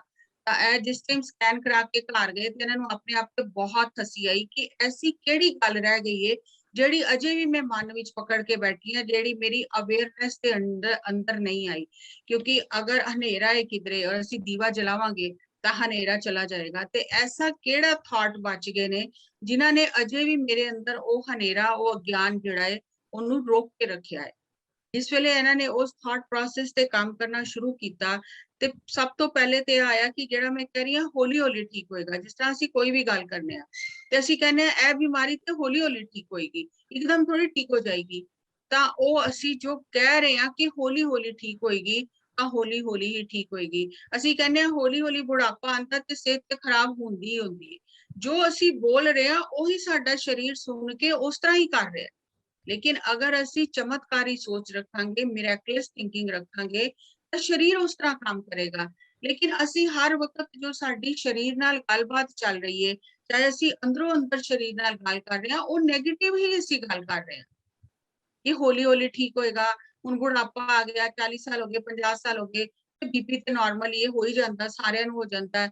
ਕੁਛ ਨਾ ਕੁਛ ਪ੍ਰੋਬਲਮ ਗੈਸ ਸਟੇਜ ਚ ਆ ਕੇ ਹੋ ਹੀ ਜਾਂਦੀ ਹੈ, ਡਿਪਰੈਸ਼ਨ ਹੋ ਜਾਂਦਾ ਹੈ, ਹਾਰਟ ਰੇਟ ਵੱਧ ਜਾਂਦਾ ਹੈ, ਜਾਂ ਸ਼ੂਗਰ ਹੋ ਹੀ ਜਾਂਦੀ ਹੈ। ਮੇਰੇ ਪਰਿਵਾਰ ਵਿੱਚ ਹੈਰੀਡਿਟੀ ਹੈ, ਸਾਰਿਆਂ ਨੂੰ ਸ਼ੂਗਰ ਹੈ, ਇਸ ਵਾਸਤੇ ਮੈਨੂੰ ਤੇ ਹੋ ਹੀ ਜਾਏਗੀ, ਇਹ ਚੀਜ਼ ਤੇ ਮੇਰੇ ਪਰਿਵਾਰ ਵਿੱਚ ਚੱਲੀ ਆ ਰਹੀ ਹੈ। ਅਸੀਂ ਇਸ ਤਰ੍ਹਾਂ ਦੀਆਂ ਗੱਲਾਂ ਕਰਕੇ ਆਪਣੀ ਨੈਗੇਟਿਵ ਰੀਪ੍ਰੋਗਰਾਮਿੰਗ ਕਰਦੇ ਰਹਿੰਦੇ ਹਾਂ, ਔਰ ਉਸੇ ਤਰ੍ਹਾਂ ਸਾਡੀ ਬਾਡੀ ਰਿਐਕਟ ਕਰਦੀ ਹੈ। ਜੋ ਵੀ ਹੋ ਰਿਹਾ ਸਾਡੇ ਪਰਿਵਾਰ ਵਿੱਚ, ਅਗਰ ਕਿਸੇ ਨੂੰ ਤਕਲੀਫ ਹੈ ਜਾਂ ਅਸੀਂ ਆਪਣੇ ਆਸ-ਪਾਸ ਦੇਖ ਰਹੇ ਹਾਂ ਲੋਕ ਬਿਮਾਰ ਨੇ, ਲੇਕਿਨ ਇਹ ਕੋਈ ਜ਼ਰੂਰੀ ਨਹੀਂ ਹੈ। ਇਹ ਸਾਰੀ ਜਿਹੜੇ ਜਿਹਦੇ ਨਾਲ ਉਹ ਚੱਲ ਰਿਹਾ, ਜਿਹਦੇ ਨਾਲ ਉਹ ਵਾਪਰ ਰਿਹਾ, ਜਿਹਨੂੰ ਬਿਮਾਰੀ ਹੈ, ਪਰਿਵਾਰ ਵਿੱਚ ਅਗਰ ਕਿਸੇ ਨੂੰ ਬਿਮਾਰੀ ਹੈ, ਉਹ ਉਹਦੀ ਸਟੋਰੀ ਹੈ, ਉਹ ਮੇਰੀ ਸਟੋਰੀ ਨਹੀਂ ਹੈ। ਮੈਂ ਆਪਣੀ ਸਟੋਰੀ ਨਵੀਂ ਕ੍ਰੀਏਟ ਕਰਨੀ ਹੈ। ਮੈਂ ਉਹੀ ਸਟੋਰੀ ਨੂੰ ਡੁਪਲੀਕੇਸੀ ਨਹੀਂ ਕਰਨੀ, ਉਹੀ ਸਟੋਰੀ ਕਾਪੀ ਨਹੀਂ ਕਰਨੀ। ਉਹ ਉਹਦੀ ਸਟੋਰੀ ਹੋ ਸਕਦੀ ਹੈ, ਉਹਦੇ ਕਰਮ ਉਹਦੇ ਨਾਲ, ਮੇਰੇ ਕਰਮ ਮੇਰੇ ਨਾਲ। ਮੇਰਾ ਥਾਟ ਪ੍ਰੋਸੈਸ ਠੀਕ ਹੋਣਾ ਚਾਹੀਦਾ ਹੈ। ਉਹ ਜੋ ਸੋਚ ਰਿਹਾ ਮੈਨੂੰ ਉਹਦੇ ਨਾਲ ਕੋਈ ਮਤਲਬ ਨਹੀਂ ਹੈ। ਤਾਂ ਜੋ ਵੀ ਸਾਡੇ ਆਸ-ਪਾਸ ਚੱਲ ਰਿਹਾ ਨੈਗੇਟਿਵ, ਜਿੰਨਾ ਵੀ ਨੈਗੇਟਿਵ ਚੱਲ ਰਿਹਾ, but I have the power to create change. ਕਿਸੇ ਨੇ ਇਹ ਨਹੀਂ ਤੁਹਾਨੂੰ ਕਿਹਾ ਕਿ ਤੁਸੀਂ ਚੇਂਜ ਕਰ ਨਹੀਂ ਸਕਦੇ, ਔਰ ਚੇਂਜ ਕੁਝ ਬਾਹਰ ਕਰਨਾ ਵੀ ਨਹੀਂ ਹੈ, ਸਿਰਫ ਆਪਣਾ ਥਾਟ ਪ੍ਰੋਸੈਸ ਚੇਂਜ ਕਰਨਾ ਹੈ। ਤਾਂ ਉਹ ਪਾਵਰ ਸਾਡੇ ਅੰਦਰ ਹੈ, ਕਿਉਂਕਿ ਆਈ ਐਮ ਅ ਪਾਵਰਫੁਲ ਸੋਲ। ਮੇਰੀ ਸੋਲ ਦੀ ਇਨਫਾਈਨਾਈਟ ਪੋਟੈਂਸ਼ੀਅਲ ਹੈ, ਔਰ ਮੇਰੇ ਅੰਦਰ ਪਾਵਰ ਹੈ ਕਿ ਮੈਂ ਚੇਂਜ ਕ੍ਰੀਏਟ ਕਰ ਸਕਦੀ ਹਾਂ। ਜ਼ਰੂਰੀ ਨਹੀਂ ਹੈ ਕਿ ਜਿੱਧਰ ਭੀੜ ਜਾ ਰਹੀ ਮੈਂ ਉੱਧਰ ਹੀ ਜਾਣਾ ਹੈ। I have the power to create change. ਔਰ ਫਿਰ ਉਹਨਾਂ ਨੇ ਇੱਕ ਦਿਨ ਉਹਨਾਂ ਨੂੰ ਬੈਠੇ ਬੈਠੇ ਲੱਗਾ ਕਿ ਇਹ ਚੇਂਜ ਕ੍ਰੀਏਟ ਹੋਏਗਾ ਕਿਸ ਤਰ੍ਹਾਂ ਮੇਰੇ ਅੰਦਰ, ਇਹ ਜਿਹੜਾ ਥੋੜਾ ਵੀ ਬਚ ਗਿਆ, ਨਿਸ਼ਾਨ ਬਚ ਗਿਆ, ਇਹ ਕਿਸ ਤਰ੍ਹਾਂ ਜਾਏਗਾ। ਤੇ ਅਚਾਨਕ ਹੀ ਧਿਆਨ ਵਿੱਚ ਉਹਨਾਂ ਨੂੰ ਇਹ ਚੀਜ਼ ਸਮਝ ਆਈ ਕਿ ਜਿੰਨਾ ਜ਼ਿਆਦਾ ਮੈਂ ਆਪਣੇ ਬ੍ਰੈਥ ਨੂੰ ਆਬਜ਼ਰਵ ਕਰਾਂਗੀ, ਕਿਉਂਕਿ ਬ੍ਰੈਥ ਨਾਲ ਹੀ એનર્ਜੀ ਮਿਲ ਰਹੀ ਹੈ, ਬ੍ਰੈਥ ਨਾਲ ਹੀ ਇਹ ਸਰੀਰ ਚੱਲ ਰਿਹਾ। ਅੱਜ ਮੈਂ ਜਿੰਦਾ, ਚਾਹੇ ਮੈਂ ਕਿਸੇ ਵੀ ਸਥਿਤੀ ਵਿੱਚ ਆ, ਮੈਨੂੰ ਚਾਹੇ ਬਿਮਾਰੀ ਵੀ ਹੈ, ਲੇਕਿਨ ਮੈਂ ਜਿੰਦਾ ਕਿਸ ਤਰ੍ਹਾਂ, ਕਿਉਂਕਿ ਮੈਂ ਸਵਾਸ ਲੈ ਰਹੀ ਹਾਂ। ਇਹਦਾ ਮਤਲਬ ਕੋਈ ਤੇ ਐਸੀ ਫੋਰਸ ਹੈ, ਕੋਈ ਐਸੀ ਇਨਵਿਜ਼ੀਬਲ ਸ਼ਕਤੀ ਹੈ ਜਿਸਨੇ ਮੈਨੂੰ ਜਿੰਦਾ ਰੱਖਿਆ ਹੋਇਆ ਸਵਾਸਾਂ ਨਾਲ। ਉਸ ਟਾਈਮ ਇਹਨਾਂ ਨੂੰ ਆਟੋਮੈਟਿਕਲੀ ਆਪਣੇ ਅੰਦਰੋਂ ਹੀ ਇਹ ਸਮਝ ਆਈ ਕਿ ਬ੍ਰੈਥ ਜਿਹੜਾ ਸਾਡਾ ਹੈ ਉਹ ਐਲਕਲਾਈਨ, ਔਰ ਜਿੰਨੇ ਵੀ ਸਾਡੇ ਨੈਗੇਟਿਵ ਇਮੋਸ਼ਨਸ, ਵਰਡਸ ਜੋ ਅਸੀਂ ਬੋਲਨੇ ਆ, ਜਿੰਨੇ ਅਸੀਂ ਨੈਗੇਟਿਵ ਥਾਟਸ ਸੋਚਨੇ ਆ, ਉਹ ਐਸਿਡਿਕ ਨੇ। ਅੱਜ ਸਾਇੰਸ ਇਸ ਚੀਜ਼ ਨੂੰ ਪ੍ਰੂਵ ਕਰ ਰਹੀ ਹੈ ਕਿ ਜਿੰਨਾ ਤੁਹਾਡੇ ਬਾਡੀ ਵਿੱਚ ਐਸਿਡ ਵੱਧਦਾ ਜਾਏਗਾ, ਉਨੀਆਂ ਬਿਮਾਰੀਆਂ ਵੱਧਦੀਆਂ ਜਾਣਗੀਆਂ। ਯੂਰਿਕ ਐਸਿਡ ਕੀ ਹੈ? ਐਸਿਡ ਵੱਧ ਗਿਆ ਅੰਦਰ। ਜਿੰਨਾ ਬਾਡੀ ਵਿੱਚ ਐਸਿਡ ਵੱਧਦਾ ਜਾਏਗਾ, ਉਨਾ ਹੀ ਬਿਮਾਰੀਆਂ ਵੱਧਦੀਆਂ ਜਾਣਗੀਆਂ। ਔਰ ਜਿੰਨਾ ਬਾਡੀ ਦਾ ਐਸਿਡਿਕ ਔਰ ਐਲਕਲਾਈਨ ਬੈਲੈਂਸ ਰਹੇਗਾ, ਉਨਾ ਅਸੀਂ ਸਵਸਥ ਰਵਾਂਗੇ। ਤਾਂ ਇਹਨਾਂ ਨੂੰ ਆਇਆ ਕਿ ਜੋ ਮੈਂ ਬ੍ਰੈਥ ਨੂੰ ਆਬਜ਼ਰਵ ਕਰ ਰਹੀ ਹਾਂ, ਤੇ ਇਹ ਬ੍ਰੈਥ ਮੇਰੇ ਅੰਦਰੋਂ ਨੈਗੇਟਿਵ ਇਮੋਸ਼ਨਸ ਨੂੰ ਬਾਹਰ ਕੱਢ ਰਿਹਾ ਹੈ, ਮੇਰੇ ਅੰਦਰੋਂ ਨੈਗੇਟਿਵ ਥਾਟ ਪ੍ਰੋਸੈਸ ਚੇਂਜ ਹੋ ਰਿਹਾ ਹੈ। ਮੈਂ ਆਪਣੇ ਵਰਡਸ ਤੇ ਕੰਮ ਕਰ ਰਹੀ ਹਾਂ। ਜਿਸ ਤਰ੍ਹਾਂ ਮੈਂ ਇਹਨਾਂ ਨੂੰ ਪਹਿਲੇ ਸੀ ਕਿ ਹੌਲੀ ਹੌਲੀ ਠੀਕ ਹੋਏਗਾ, ਇੱਕਦਮ ਥੋੜੀ ਠੀਕ ਹੋਏਗਾ। ਤਾਂ ਫਿਰ ਇਹਨਾਂ ਨੇ ਉਸ ਆਪਣੇ ਵਰਡਸ ਦੀ ਸਪੀਚ ਤੇ ਕੰਮ ਕਰਨਾ ਸ਼ੁਰੂ ਕੀਤਾ ਕਿ ਮੈਂ ਹੀ ਇਸ ਵਰਡ ਨੂੰ ਪਾਵਰ ਦੇ ਰਹੀ ਹਾਂ, ਹੌਲੀ ਹੌਲੀ ਹੋਏਗਾ। ਤਾਂ ਮੈਂ ਹੀ ਕ੍ਰੀਏਟ ਕਰ ਰਹੀ ਹਾਂ, ਤਾਂ ਇਹ ਐਸਿਡ ਅਜੇ ਮੈਂ ਆਪਣੇ ਅੰਦਰ ਪਕੜ ਕੇ ਰੱਖਿਆ ਹੋਇਆ। ਤਾਂ ਜੋ ਬ੍ਰੈਥ ਨੂੰ ਆਬਜ਼ਰਵ ਕਰਨਾ ਸ਼ੁਰੂ ਕੀਤਾ, ਇਹ ਸਾਰੇ ਐਸਿਡਿਕ ਇਮੋਸ਼ਨਸ, ਵਰਡਸ ਔਰ ਥਾਟ ਪ੍ਰੋਸੈਸ ਚੇਂਜ ਹੋ ਗਿਆ। ਅੱਜ ਅਗਰ ਅਸੀਂ ਦੇਖਨੇ ਆ, ਆਯੁਰਵੇਦਾ ਵੀ ਦੇਖਨੇ ਆ ਅਸੀਂ, ਤਾਂ ਉਹਦੇ ਚ ਕਿਹਾ ਜਾਂਦਾ ਹੈ ਕਿ ਸਾਡੀ ਡਾਈਟ ਵਿੱਚ ਐਲਕਲਾਈਨ ਔਰ ਐਸਿਡਿਕ ਦੀ ਜਿਹੜੀ ਬੈਲੈਂਸ ਹੈ, ਜਿਹੜਾ ਮਾਤਰਾ ਹੈ, ਪੋਰਸ਼ਨ ਹੈ, ਉਹ ਪ੍ਰੋਪਰ ਹੋਣਾ ਚਾਹੀਦਾ, ਸਹੀ ਹੋਣਾ ਚਾਹੀਦਾ। ਅਗਰ ਐਸਿਡ ਬਹੁਤ ਜ਼ਿਆਦਾ ਘਟ ਗਿਆ ਸਰੀਰ ਦੇ ਅੰਦਰ, ਤਾਂ ਵੀ ਸਰੀਰ ਨਹੀਂ ਚੱਲੇਗਾ, ਔਰ ਐਸਿਡ ਵੱਧ ਗਿਆ ਤਾਂ ਵੀ ਨਹੀਂ ਚੱਲੇਗਾ। ਦੋਨਾਂ ਦਾ ਇੱਕ ਪ੍ਰੋਪੋਰਸ਼ਨ ਸਹੀ ਹੋਣਾ ਚਾਹੀਦਾ, ਐਸਿਡਿਕ ਔਰ ਐਲਕਲਾਈਨ। ਤਾਂ ਜੋ ਏਜ ਵੀ ਚੇਂਜ ਹੁੰਦੀ ਸਾਡੀ, ਤਾਂ ਸਾਨੂੰ ਜ਼ਿਆਦਾ ਐਲਕਲਾਈਨ ਫੂਡ ਜਿਹੜਾ ਹੈ ਉਹਦੇ ਤੇ ਰਹਿਣਾ ਚਾਹੀਦਾ। ਜ਼ਿਆਦਾ ਫਰੂਟਸ ਹੋ ਗਏ, ਵੈਜੀਟੇਬਲਸ ਹੋ ਗਈਆਂ, ਸੂਪ ਹੋ ਗਿਆ, ਹਲਕਾ ਖਾਣਾ ਸਾਨੂੰ ਆਪ ਹੀ ਕਰ ਲੈਣਾ ਚਾਹੀਦਾ, ਤਾਂ ਕਿ ਸਾਡੀ ਬਾਡੀ ਦਾ ਇਨਰ ਮੈਕੈਨਿਜ਼ਮ, ਹੀਲਿੰਗ ਮੈਕੈਨਿਜ਼ਮ ਜਿਹੜਾ, ਅਸੀਂ ਉਹਨੂੰ ਸਪੋਰਟ ਕਰੀਏ। ਲੇਕਿਨ ਅਗਰ ਅਸੀਂ ਉਹਦੇ ਤੇ ਬਹੁਤ ਜ਼ਿਆਦਾ ਲੋਡ ਪਾ ਦਾਂਗੇ, ਅਸੀਂ ਐਸੀਆਂ ਚੀਜ਼ਾਂ ਖਾਵਾਂਗੇ ਜਿਹੜੀਆਂ ਸਾਨੂੰ ਪਤਾ ਸਾਨੂੰ ਹੁਣ ਨਹੀਂ ਖਾਣੀਆਂ ਚਾਹੀਦੀਆਂ, ਤਾਂ ਫਿਰ ਅਸੀਂ ਆਪਣੀ ਬਾਡੀ ਨੂੰ ਖਰਾਬ ਕਰਾਂਗੇ। ਤਾਂ ਇਹਨਾਂ ਨੂੰ ਇਹ ਸਮਝ ਆਇਆ ਕਿ ਬ੍ਰੈਥ ਜਿਹੜਾ ਹੈ ਉਹ ਐਲਕਲਾਈਨ ਹੈ, ਔਰ ਜਿੰਨੀਆਂ ਵੀ ਇਮੋਸ਼ਨਸ ਨੇ, ਵਰਡਸ ਨੇ, ਥਾਟ ਪ੍ਰੋਸੈਸ ਨੈਗੇਟਿਵ ਜਿਹੜਾ ਉਹ ਐਸਿਡਿਕ ਹੈ। ਤੇ ਜਿੰਨਾ ਮੈਂ ਬ੍ਰੈਥ ਨਾਲ ਰਵਾਂਗੀ, ਉਹਨਾਂ ਮੇਰੇ ਬਾਡੀ ਦਾ ਐਲਕਲਾਈਨ ਜਿਹੜਾ ਪੋਰਸ਼ਨ ਹੈ ਉਹ ਵਧੇਗਾ, ਔਰ ਐਸਿਡ ਘੱਟ ਹੋ ਜਾਏਗਾ। ਤਾਂ ਇਹਨਾਂ ਨੇ ਉਹਦੇ ਤੇ ਕੰਮ ਕਰਨਾ ਸ਼ੁਰੂ ਕੀਤਾ, ਔਰ ਇਹਨਾਂ ਨੂੰ ਇੰਨੀ ਇਸ ਗੱਲ ਦੀ ਖੁਸ਼ੀ ਹੋਈ ਕਿ ਇੱਕ ਸਵਾਸ ਕਿੰਨਾ ਕੁਝ ਕਰ ਲੈਂਦਾ, ਇੱਕ ਸਵਾਸ ਦੇ ਅੰਦਰ ਕਿੰਨੀਆਂ ਸ਼ਕਤੀਆਂ ਛਿਪੀਆਂ ਹੋਈਆਂ ਨੇ ਜਿਨ੍ਹਾਂ ਤੋਂ ਅਸੀਂ ਅਣਜਾਣ।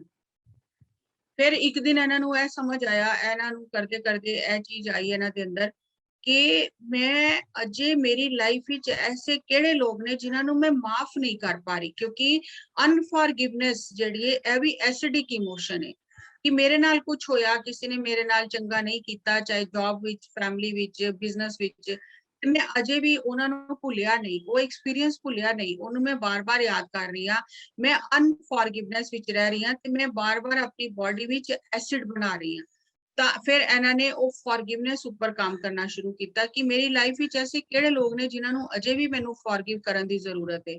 ਤਾਂ ਇਹਨਾਂ ਨੂੰ ਇਹ ਪਤਾ ਚੱਲਿਆ ਕਿ ਸਭ ਤੋਂ ਪਹਿਲੇ ਤੇ ਮੈਨੂੰ ਖੁਦ ਨੂੰ ਖੁਦ ਹੀ ਫੋਰਗਿਵ ਕਰਨ ਦੀ ਜ਼ਰੂਰਤ ਹੈ ਕਿ ਮੈਂ ਆਪਣੀ ਬਾਡੀ ਦੀ ਕਦਰ ਹੀ ਨਹੀਂ ਕੀਤੀ। ਮੈਨੂੰ ਪਹਿਲੇ ਆਪਣੇ ਆਪ ਤੋਂ ਫੋਰਗਿਵਨੈਸ ਮੰਗਣੀ ਹੈ, ਆਪਣੀ ਬਾਡੀ ਤੋਂ ਫੋਰਗਿਵਨੈਸ ਮੰਗਣੀ ਹੈ ਕਿ ਮੈਂ ਆਪਣੀ ਬਾਡੀ ਨਾਲ ਹੀ ਬਹੁਤ ਕੁਝ ਗਲਤ ਕੀਤਾ। ਤਾਂ ਇਹਨਾਂ ਨੇ ਉਹ ਸੈਲਫ ਫੋਰਗਿਵਨੈਸ ਤੇ ਕੰਮ ਕੀਤਾ, ਔਰ ਇਹਨਾਂ ਨੂੰ ਇਹ ਚੀਜ਼ ਪਤਾ ਚੱਲੀ ਕਿ as long as you do not forgive, ਜਦ ਤੱਕ ਤੁਸੀਂ ਕਿਸੇ ਨੂੰ ਮਾਫ ਨਹੀਂ ਕਰਦੇ, ਚਾਹੇ ਉਹ ਕੋਈ ਵੀ ਹੈ, ਚਾਹੇ ਉਹ ਕੋਈ ਪਰਸਨ ਹੈ, ਚਾਹੇ ਕੋਈ ਸਿਚੁਏਸ਼ਨ ਹੈ, it will occupy a rent free space in your mind. ਤੁਸੀਂ ਆਪਣਾ ਘਰ ਕਿਰਾਏ ਤੇ ਦਿੱਤਾ ਔਰ ਤੁਸੀਂ ਰੈਂਟ ਵੀ ਨਹੀਂ ਲੈ ਰਹੇ, ਔਰ ਉਹਨਾਂ ਨੇ ਉਹ ਘਰ ਮੰਨ ਲਿਆ ਤੁਹਾਡਾ, ਔਰ ਉਹ ਅੰਦਰ ਬੈਠ ਕੇ ਉਸ ਘਰ ਨੂੰ ਗੰਦਾ ਕਰੀ ਜਾ ਰਹੇ। ਲੇਕਿਨ ਤੁਸੀਂ ਉਹਨਾਂ ਕੋਲੋਂ ਰੈਂਟ ਵੀ ਨਹੀਂ ਲੈ ਰਹੇ, ਔਰ ਤੁਸੀਂ ਉਹਨਾਂ ਨੂੰ ਬਾਹਰ ਵੀ ਨਹੀਂ ਕੱਢ ਰਹੇ, ਤਾਂ ਤੁਸੀਂ ਕਿਹਦਾ ਨੁਕਸਾਨ ਕਰ ਰਹੇ ਹੋ? ਆਪਣੇ ਨੁਕਸਾਨ ਕਰ ਰਹੇ ਹੋ। ਉਹ ਜਿਹੜੀਆਂ ਐਕਸਪੀਰੀਅੰਸ ਹੈ, ਉਹ ਜਿਹੜੀਆਂ ਚੀਜ਼ਾਂ ਨੇ, ਉਹ ਜਿਹੜੇ ਵਿਅਕਤੀ ਸਾਡੇ ਜੀਵਨ ਵਿੱਚ ਨੇ, ਅਸੀਂ ਉਹਨਾਂ ਨੂੰ ਮਾਫ ਨਾ ਕਰਕੇ ਆਪਣਾ ਹੀ ਨੁਕਸਾਨ ਕਰ ਰਹੇ ਹਾਂ, ਆਪ ਹੀ ਬਿਮਾਰ ਹੋ ਰਹੇ ਹਾਂ। ਅਸਲੀ ਫੋਰਗਿਵਨੈਸ ਉਹ ਹੈ ਜਿਸ ਟਾਈਮ ਤੁਸੀਂ, ਤੁਹਾਡੇ ਸਾਹਮਣੇ ਉਹ ਵਿਅਕਤੀ ਆਏ, ਉਹ ਬੰਦਾ ਆਏ, ਔਰ ਤੁਸੀਂ ਉਹਨੂੰ ਕਹਿ ਸਕੋ I thank you for that experience, ਜੋ ਵੀ ਤੁਸੀਂ ਮੈਨੂੰ ਐਕਸਪੀਰੀਅੰਸ ਦਿੱਤਾ, ਉਹਨੇ ਮੈਨੂੰ ਬਹੁਤ ਕੁਝ ਸਿਖਾਇਆ, ਮੈਂ ਇਹਦੇ ਲਈ ਤੁਹਾਡਾ ਥੈਂਕਸ ਕਰਨਾ। ਜਿਸ ਦਿਨ ਸਾਡੇ ਅੰਦਰ ਇਹ ਫੀਲਿੰਗ ਆਏਗੀ ਉਸ ਬੰਦੇ ਨੂੰ ਦੇਖ ਕੇ ਕਿ I thank you, ਉਸ ਦਿਨ ਸਾਡੇ ਅੰਦਰ ਉਹ ਸਹੀ ਫੋਰਗਿਵਨੈਸ ਆਏਗੀ। ਔਰ ਸਹੀ ਫੋਰਗਿਵਨੈਸ, ਕੋਈ ਕਮਜ਼ੋਰ ਬੰਦਾ ਕਿਸੇ ਨੂੰ ਮਾਫ ਨਹੀਂ ਕਰ ਸਕਦਾ ਕਿ ਮੇਰੇ ਨਾਲ ਕਿਸੇ ਨੇ ਬੁਰਾ ਕੀਤਾ ਔਰ ਮੈਨੂੰ ਬਾਰ-ਬਾਰ ਉਹਨੂੰ, ਉਹਦੇ ਨਾਲ ਕੋਈ ਕੰਮ ਪੈਂਦਾ ਤੇ ਮੈਂ ਕਹਾਂ ਮੈਂ ਤੈਨੂੰ ਮਾਫ ਕਰ ਦਿੱਤਾ। ਨਹੀਂ, ਕਮਜ਼ੋਰ ਬੰਦਾ ਮਾਫ ਨਹੀਂ ਕਰ ਸਕਦਾ। ਮਾਫ ਉਹ ਬੰਦਾ ਕਰ ਸਕਦਾ ਹੈ ਜਿਹੜਾ ਕੁਝ ਕਰ ਸਕਦਾ ਫਿਰ ਵੀ ਨਹੀਂ ਕਰਦਾ। ਜਿਸ ਤਰ੍ਹਾਂ ਇੱਕ ਸੰਤ ਹੋਏ, ਉਹ ਨਦੀ ਪਾਰ ਕਰਨ ਜਾ ਰਹੇ ਸੀ, ਔਰ ਉਹ ਸੀ ਨਾਵ ਵਿੱਚ 3 ਜਵਾਨ ਮੁੰਡੇ ਬੈਠੇ ਸੀ। ਹੁਣ ਉਹ ਸੰਤ ਜਿਹੜੇ ਸੀ ਬਹੁਤ ਭਿਕਸ਼ੂ ਸੀ, ਉਹਨਾਂ ਦਾ ਜਿਹੜਾ ਸਿਰ ਸੀ ਪੂਰਾ ਮੁੰਡਨ ਕੀਤਾ ਹੋਇਆ ਸੀ, ਔਰ ਉਹਨਾਂ ਨੇ ਸੰਤਾਂ ਦੇ ਕੱਪੜੇ ਬਹੁਤ ਭਿਕਸ਼ੂਆਂ ਦੇ ਪਾਏ ਹੋਏ ਸੀ, ਔਰ ਬਹੁਤ ਹੀ ਸ਼ਾਂਤ ਸੁਭਾਅ ਨਾਲ ਬੈਠ ਕੇ ਉਹ ਪੇੜੀ 'ਚ ਬੈਠੇ ਪਾਰ ਕਰ ਰਹੇ ਸੀ ਨਦੀ। ਲੇਕਿਨ ਇਹ ਜਿਹੜੇ 3 ਯੰਗ ਬੱਚੇ ਸੀ, ਬਹੁਤ ਮਨ ਚਲੇ, ਹਸੀ ਮਜ਼ਾਕ ਬਹੁਤ, ਉਹਨਾਂ ਨੂੰ ਦੇਖ ਕੇ ਬਹੁਤ ਹਸੀ ਆ ਰਹੀ ਸੀ। ਤਾਂ ਇਹਨਾਂ ਨੇ ਆਪਸ ਵਿੱਚ ਬੱਚਿਆਂ ਨੇ ਗੱਲ ਕੀਤੀ ਕਿ ਇਹ ਜਿਹੜਾ ਘੜਾ ਹੈ, ਮਤਲਬ ਉਹਨਾਂ ਦੇ ਸਿਰ ਨੂੰ ਉਹਨਾਂ ਨੇ ਘੜਾ ਕਿਹਾ ਕਿ ਇਹ ਜਿਹੜਾ ਘੜਾ ਹੈ ਇਹ ਕੱਚਾ ਹੈ ਕਿ ਪੱਕਾ ਹੈ? ਤੇ ਦੂਸਰਾ ਕਹਿਣ ਲੱਗ ਗਿਆ ਕਿ ਬਚਾ ਕੇ ਦੇਖ ਲਿਆ, ਪਤਾ ਚੱਲ ਜਾਏ। ਤੇ ਹਸੀ ਮਜ਼ਾਕ ਕਰਦੇ ਰਹੇ। ਥੋੜੀ ਦੇਰ ਅੱਗੇ ਗਏ, ਲੇਕਿਨ ਜਿਹੜੇ ਸੰਤ ਸੀ ਇਹਨਾਂ ਨੇ ਕੋਈ ਰਿਐਕਸ਼ਨ ਨਹੀਂ ਕੀਤਾ, ਕੁਝ ਨਹੀਂ ਕਿਹਾ, और चुपचाप अपने अपने परमात्मा ਨੂੰ याद करके चलते रहे। थोड़े अगे गए ते नाव ਜਿਹੜੀ ਸੀ नदी ਵਿੱਚ ऐसा भंवर उठिया कि नाव ਜਿਹੜੀ गोल गोल घूम के ਉਹ पानी ਵਿੱਚ डुबन लग गई। जिस टाइम वो नाव पानी ਵਿੱਚ डुबन लग गई ਤਾਂ ਉਹ ਬੱਚੇ ਬਹੁਤ ਘਬਰਾ ਗਏ ਕਿ ਹੁਣ ਤੇ ਸਾਡਾ ਜ਼ਿੰਦਗੀ ਨਹੀਂ ਬਚੇਗੀ। ਤਾਂ ਉਹਨਾਂ ਨੂੰ ਇਹ ਲੱਗਾ ਕਿ ਸ਼ਾਇਦ ਅਸੀਂ ਇਹ ਜਿਹੜੇ ਸੰਤ ਨੇ ਇਹਨਾਂ ਨੂੰ ਗਲਤ ਕੁਝ ਜੋ ਕਿਹਾ ਹੈ ਉਹਦੇ ਕਰਕੇ ਸਾਨੂੰ ਇਹ ਤਕਲੀਫ ਹੋ ਰਹੀ ਹੈ, ਪਰੇਸ਼ਾਨੀ ਆਈ ਹੈ। ਲੇਕਿਨ ਉਹ ਨਾਵ ਇੰਨੀ ਤੇਜ਼ੀ ਨਾਲ ਪਾਣੀ 'ਚ ਡੁੱਬਣਾ ਸ਼ੁਰੂ ਹੋ ਗਈ ਕਿ ਉਹ ਘਬਰਾ ਗਏ ਬਹੁਤ ਜ਼ਿਆਦਾ। ਉਸ ਟਾਈਮ ਆਕਾਸ਼ਬਾਣੀ ਹੋਈ ਔਰ परमात्मा ने कहा कि इन्होंने तेरे नाल बहुत गलत सलूक किया है, इस वास्ते हुणे नाव डूब जाएगी और मैं तेनू बचा लांगा। तां ਉਹ ਸੰਤ ਜਿਹੜੇ ਸੀ ਉਹਨਾਂ ਨੇ ਪਰਮਾਤਮਾ ਨੂੰ ਜਵਾਬ ਦਿੱਤਾ ਕਿ ਮੈਨੂੰ ਬਚਾਉਣ ਲਈ ਤੁਸੀਂ ਇਹਨਾਂ ਤਿੰਨਾਂ ਨੂੰ ਡੁਬਾ ਰਹੇ। ਲੇਕਿਨ ਇਹ ਤੇ ਨਾ ਸਮਝਨੇ, ਇਹਨਾਂ ਨੂੰ ਤੇ ਪਤਾ ਹੀ ਨਹੀਂ ਇਹਨਾਂ ਨੇ ਕੀਤਾ ਕੀ ਹੈ। ਤੇ ਇੰਨਾ ਕੰਮ ਕਰਨ ਦੀ ਕੀ ਲੋੜ ਹੈ ਕਿ ਤੂਫਾਨ ਲਿਆ ਕੇ ਨਾਵ ਨੂੰ ਡੁਬਾਣਾ। ਚੰਗਾ ਹੈ ਕਿ ਤੁਸੀਂ ਇਹਨਾਂ ਦਾ ਮਨ ਹੀ ਬਦਲ ਦਿਓ, ਉਹ ਜ਼ਿਆਦਾ ਚੰਗਾ ਹੈ ਤੇ ਇਹਨਾਂ ਨੂੰ ਵੀ ਇਸ ਚੀਜ਼ ਦੀ ਸਮਝ ਆ ਜਾਏਗੀ। ਤਾਂ परमात्मा ने कहा कि हाँ ਇਹ तेरी परीक्षा सी, अगर तू कहंदा कि नाव डुबदा नहीं चाहिए, मैं बच जावां, ਇਹ बेशक डुब जान, ਤਾਂ सही अजे परमात्मा ਦਾ ਰਸਤਾ ਨਹੀਂ ਪਕੜਿਆ। ਤੇ ਜਿਸ ਟਾਈਮ परमात्मा ਦੇ ਰਸਤੇ ਤੇ ਕੋਈ ਚੱਲਦਾ ਹੈ ਉਹਨੂੰ ਆਪਣੇ ਤੋਂ ਕੋਈ ਅਲੱਗ ਨਜ਼ਰ ਹੀ ਨਹੀਂ ਆਉਂਦਾ। ਅਗਰ ਕਿਸੇ ਦੂਸਰੇ ਨੂੰ ਤਕਲੀਫ ਹੋ ਰਹੀ ਹੈ ਤਾਂ ਮੇਰੀ ਤਕਲੀਫ ਹੈ। ਕਿਸੇ ਨੂੰ ਤਕਲੀਫ ਦੇ ਨਹੀਂ ਸਕਦਾ, ਕਿਸੇ ਨੂੰ ਤਕਲੀਫ ਵਿੱਚ ਦੇਖ ਹੀ ਨਹੀਂ ਸਕਦਾ। ਤਾਂ ਉਹ ਸਾਰੇ ਬਚ ਗਏ ਔਰ ਉਹ ਜਿਹੜੇ ਸੰਤ ਸੀ वो अपना अपनी यात्रा ते अगे चले गए। ਤਾਂ कमजोर बंदा माफ कर ही नहीं सकता। ਅਸੀਂ अगर घर बैठ के कहिए कि ਉਹਨੇ ਮੇਰੇ ਨਾਲ बड़ा बुरा किया मैं माफ कर दिता, क्योंकि मैं कुछ कर नहीं सकता तो मैं बैठ के कह रहे मैं माफ करता। कमजोर बंदा किसी ਨੂੰ माफ नहीं कर सकता। असली माफी होए ਜੇ ਕੋਈ ਤਾਕਤਵਰ ਕਿਸੇ ਨੂੰ माफ कर ਦਿੰਦਾ, कर सकता, बदला ले सकता, लेकिन फिर भी नहीं लेता। याद नहीं रखना ਉਹਨਾਂ ਗੱਲਾਂ ਨੂੰ, ਉਹਨਾਂ ਤੋਂ एक्सपीरियंस लेना और भूल जाना। और प्रेयर, ਔਰ ਉਹਨਾਂ ਨੇ ਦੇਖਿਆ ਕਿ ਤਿੱਬਤ ਵਿੱਚ ਇੱਕ ਐਕਸਪੈਰੀਮੈਂਟ ਕੀਤਾ ਗਿਆ ਕਿ ਇੱਕ ਲੇਡੀ ਸੀ, ਉਹਨੂੰ ਪੇਟ ਦੇ ਅੰਦਰ ਉਹਨੂੰ ਟਿਊਮਰ ਸੀ। ਤਾਂ ਬਹੁਤ ਸਾਰੇ ਕੁਝ ਜਿਹੜੇ ਬੌਧ ਭਿਕਸ਼ੂ ਸੀ ਉਹਨਾਂ ਨੇ ਇਕੱਠੇ ਹੋ ਕੇ ਰੋਜ਼ ਇੱਕ ਨਿਯਮ ਬਣਾ ਲਿਆ ਕਿ ਸਾਰਿਆਂ ਨੇ ਉਹਦੇ ਪੇਟ ਤੇ ਹੱਥ ਰੱਖਣਾ ਔਰ ਕਹਿਣਾ ਕਿ ਇਹ ਬਿਲਕੁਲ ਠੀਕ ਹੈ, ਇਹ ਬਿਲਕੁਲ ਠੀਕ ਹੈ, ਇਹ ਬਿਲकुल ठीक है। ਔਰ ਹਰ ਦਿਨ ਉਹਨਾਂ ਨੇ ਥੋੜੇ ਦਿਨ ਇਸ ਚੀਜ਼ ਦੀ ਪ੍ਰੈਕਟਿਸ ਕੀਤੀ ਕਿ ਪ੍ਰੇਅਰ ਦੀ ਕੀ ਸ਼ਕਤੀ ਹੈ ਉਹ ਦੇਖਣ ਵਾਸਤੇ। और फिर जिस टाइम ਉਹਦਾ ਦੁਬਾਰਾ ਸਕੈਨ ਹੋਇਆ ਤਾਂ ਉਹ ਲੇਡੀ ਬਿਲਕੁਲ ਠੀਕ ਹੋ ਚੁੱਕੀ ਸੀ। ਤਾਂ ਪ੍ਰੇਅਰ ਵਿੱਚ ਇੰਨੀ ਪਾਵਰ ਹੈ। ਪ੍ਰੇਅਰ ਮਤਲਬ ਅਸੀਂ ਆਪਣੇ ਆਪ ਨੂੰ ਪੋਜ਼ਿਟਿਵ ਇਮੋਸ਼ਨਸ, ਪੋਜ਼ਿਟਿਵ ਥਾਟਸ ਔਰ ਪੋਜ਼ਿਟਿਵ ਵਰਡਸ ਦੇ ਰਹੇ ਹਾਂ। ਅਸੀਂ ਆਪਣੀ ਪ੍ਰੋਗਰਾਮਿੰਗ ਰੀਪ੍ਰੋਗਰਾਮਿੰਗ ਕਰ ਰਹੇ ਹਾਂ।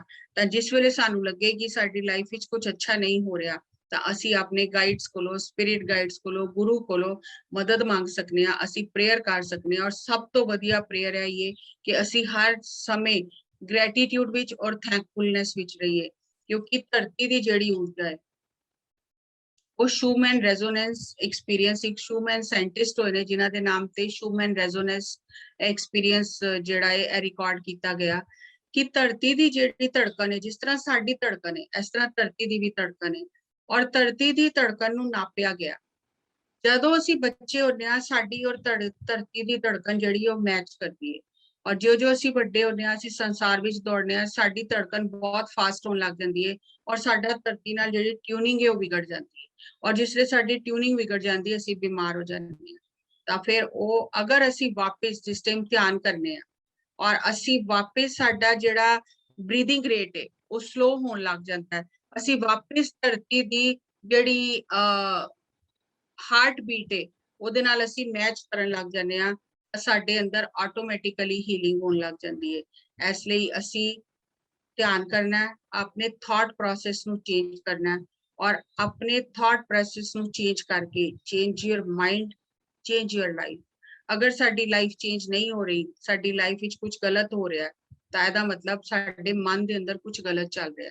ਤਾਂ ਬਹੁਤ ਹੀ ਵਧੀਆ ਬੁੱਕ ਹੈ, ਵੈਸੇ ਤੇ ਬਹੁਤ ਮਹਿੰਗੀ ਬੁੱਕ ਹੈ, ਮੈਨੂੰ ਬੁੱਕ ਤੇ ਨਹੀਂ ਮਿਲੀ ਲੇਕਿਨ ਉਹਦੀ ਇੱਕ PDF ਫਾਈਲ ਸੀ ਜਿਹਦੇ ਵਿੱਚ ਉਹਨਾਂ ਨੇ ਉਸ ਬੁੱਕ ਦੇ ਵਿੱਚ ਜੋ ਦੱਸਿਆ ਗਿਆ ਉਹਦਾ ਥੋੜਾ ਸ਼ਾਰਟ ਵਿੱਚ ਉਹ ਡਿਟੇਲ ਪੂਰੀ ਦਿੱਤੀ ਸੀ। 50-60 ਪੇਜ ਦੀ ਬੁੱਕ ਸੀ। ਉਹ ਬੁੱਕ ਪੜ੍ਹ ਕੇ ਮੈਂ ਉਹਦੇ ਚੋਂ ਪ੍ਰੈਜੈਂਟੇਸ਼ਨ ਬਣਾਈ ਔਰ ਸਮਝਿਆ ਕਿ ਅਗਰ ਇੰਨੇ ਪੜ੍ਹੇ ਲਿਖੇ ਲੋਕ, ਇੰਨੇ ਵੱਡੇ ਡਾਕਟਰ ਔਰ ਸਾਇੰਟਿਸਟ ਇਸ ਬ੍ਰੈਥ એનર્ਜੀ ਤੇ ਕੰਮ ਕਰਕੇ ਲੋਕਾਂ ਨੂੰ ਇਹ ਦੱਸ ਰਹੇ ਨੇ ਬੁੱਕਸ ਦੇ ਮਾਧਿਅਮ ਨਾਲ, ਆਪਣੇ ਐਕਸਪੀਰੀਅੰਸ ਦੇ ਮਾਧਿਅਮ ਨਾਲ, ਤਾਂ ਅਸੀਂ ਤਾਂ ਬਹੁਤ ਕਿਸਮਤ ਵਾਲੇ ਹਾਂ ਜੋ ਸਾਨੂੰ ਧਿਆਨ ਉਸ ਸਮੇਂ ਮਿਲ ਗਿਆ ਜਿਸ ਟਾਈਮ ਅਸੀਂ ਜ਼ਿਆਦਾ ਕੋਈ ਔਕੜਾਂ ਵਿੱਚ ਨਹੀਂ ਸੀ। ਤਾਂ ਅਸੀਂ ਸਾਰੇ ਬਹੁਤ ਕਿਸਮਤ ਵਾਲੇ ਹਾਂ, ਇਸ ਲਈ ਧਿਆਨ ਕਰਦੇ ਰਹੋ ਔਰ ਆਪਣੇ ਆਪ ਨੂੰ ਬਦਲਦੇ ਰਹੋ, ਆਪਣੀ ਜ਼ਿੰਦਗੀ ਨੂੰ ਸਵਾਰਦੇ ਰਹੋ। So thank you, thank you, thank you.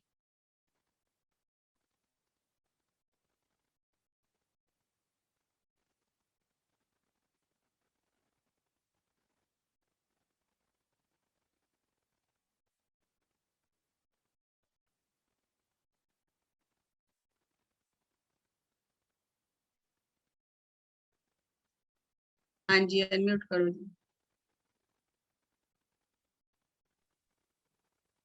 ਹਾਂਜੀ, ਸਤਿ ਸ਼੍ਰੀ ਅਕਾਲ ਜੀ ਮੈਮ। ਸਤਿ ਸ਼੍ਰੀ ਅਕਾਲ ਜੀ। ਹਾਂਜੀ, ਬਹੁਤ ਵਧੀਆ ਜੀ।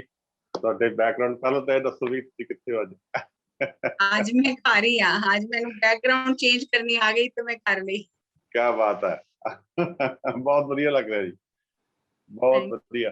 ਹਾਂਜੀ ਹਾਂਜੀ ਹਾਂਜੀ। ਮੈਂ ਦੂਸਰਿਆਂ ਦਾ ਦੇਖਦੀ ਸੀ, ਮੈਂ ਕਹਿੰਦੀ ਸੀ ਕਿੱਥੇ ਬੈਠ ਕੇ ਕਲਾਸ ਲੈ ਰਹੇ ਨੇ। ਅੱਜ ਅਚਾਨਕ ਹੀ ਮੈਂ ਦੇਖਿਆ ਕਿ ਉਹਦੇ ਵਿੱਚ ਆਪਸ਼ਨ ਸੀ ਬੈਕਗ੍ਰਾਉਂਡ ਚੇਂਜ ਕਰਨ ਦਾ, ਤੇ ਮੈਂ ਫਿਰ ਵਾਲਪੇਪਰ ਲਗਾ ਲਿਆ। ਅੱਛਾ ਅੱਛਾ, ਵਾਲਪੇਪਰ ਲਗਾਇਆ ਹੋਇਆ। ਹਾਂ ਠੀਕ ਹੈ ਠੀਕ ਹੈ ਠੀਕ ਹੈ, ਅਸੀਂ ਵੀ ਲਗਾਵਾਂਗੇ ਫਿਰ। ਹਾਂਜੀ ਤੇ ਬਹੁਤ ਵਧੀਆ।